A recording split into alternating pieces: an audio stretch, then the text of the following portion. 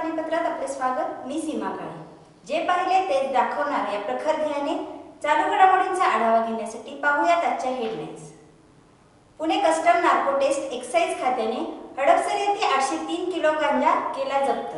दिनांक 10/1/2019 रोजी हडपसर येथे एका ठिकाणी गांजाचा साठा असल्याची माहिती Pune custom narco test excise खात्याला मिळाली असता तातडीने साठा असलेल्या ठिकाणी धाड टाकून मुद्देमाल व संशयित 3 आरोपींना ताब्यात घेतले असल्याची माहिती राजीव कपूर कमिशनर यांनी दिली।